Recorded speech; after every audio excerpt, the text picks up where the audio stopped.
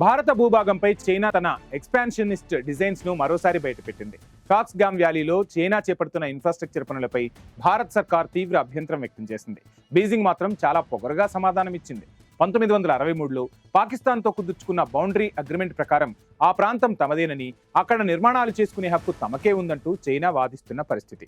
కానీ భారత్ ఎప్పుడూ ఆ ఒప్పందాన్ని గుర్తించలేదని, అది పూర్తిగా అక్రమ ఒప్పందమని ఢిల్లీ మరోసారి స్పష్టం చేసింది. చైనా వ్యూహం చాలా ప్రమాదకరం. ఒకవైపు అరుణాచల్ ప్రదేశ్ తమదేనంటూ మ్యాపులు రిలీజ్ చేయడం, మరోవైపు సరిహద్దుల్లో సలామీ స్లైసింగ్ చేస్తూ ఒక్కో అడుగు ముందుకు వేయడం చైనాకు వెన్నతో పెట్టిన విద్యే. మేజర్ సమర్ పాలూర్ వివరించినట్టుగా 1953 నాటి పంచశీల ఒప్పందాన్ని చైనా తన స్వార్థం కోసం పూర్తిగా తుంగలో తొక్కేసింది. పరస్పర ప్రాంతీయ సమగ్రతను గౌరవించుకోవాలనే ప్రాథమిక రూల్ను ఉల్లంఘించేసింది.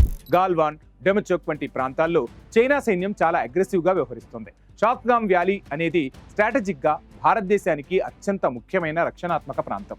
పాకిస్తాన్ ఆక్రమిత కశ్మీర్లోని ఈ భూభాగాన్ని పాక్ అక్రమంగా చైనాకు కట్టబెట్టింది.